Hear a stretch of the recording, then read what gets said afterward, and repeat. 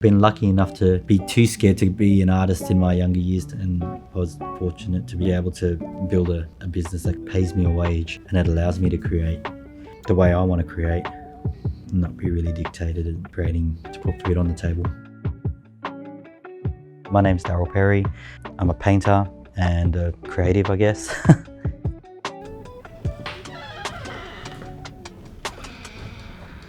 Painting and creating just in general it's solving problems in a different way, in a creative way. Playing with colour and pushing and pulling, and it's experimenting. There's absolutely no method to my madness. It's all about learning from mistakes and taking from mistakes and actually loving the mistakes. I generally just paint because it just makes me happy. Yeah, in my 20s I was probably way too young to be an artist. I worked all sorts of different jobs, but always found myself as the creative in those roles. The more I thought about it, the more I thought about what I'd love to leave for my kids and my grandkids, and I just kind of thought it'd be cool to have my great-grandkids talk about their grandfather who was the artist.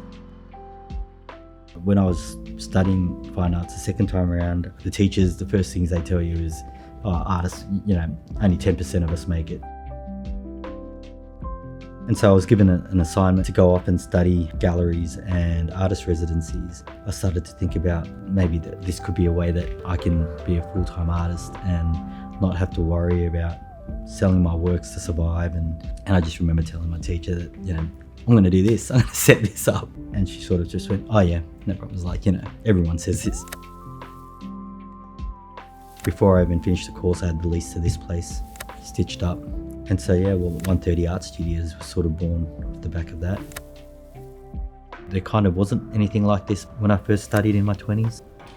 And I feel like if there was, maybe it might have been a different journey. And now we're trying to support emerging artists from the Illawarra, and it allows me to come down here and paint and not feel like I have to paint something to sell it to pay for a studio. I found myself interested in the way the world is at the moment, all the wars going on, and thought, well, maybe I need to paint stuff for those innocent people.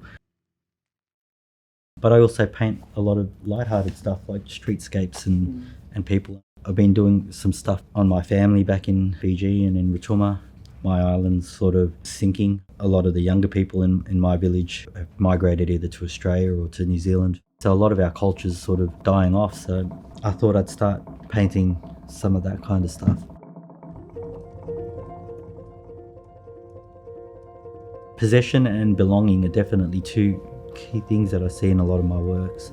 Being a migrant coming to Australia as a 4-year-old, there was always a sense of trying to belong. And I guess the only way I could do that was through sport. And so a lot of sport features in my work. When I was painting the wall pictures, as I was painting the figures, I was like, these figures also look like footballers running at each other and trying to take each other's heads off. And I even used images from both, from war pictures to, rugby pictures, and just painted in uniforms or rugby uniforms. There was not much difference, except in one part of the world they're doing it for real and they're taking heads off for real, and in another part they're fighting over a ball. I think as creatives we're all sponges. We just keep sucking in everything that we want to consume and reproduce, and you're always swayed or inspired by things you hear, see, feel, smell. All of these things kind of give you a feeling, and out of it comes your artwork. So I guess the more you allow to let in, I guess the more you can take away and create with. And it's a journey, man. I'm still learning. Proper masters aren't masters until they're almost dead. But, it's about just having fun on the journey, and it's about being brave enough to share your ideas and your creations.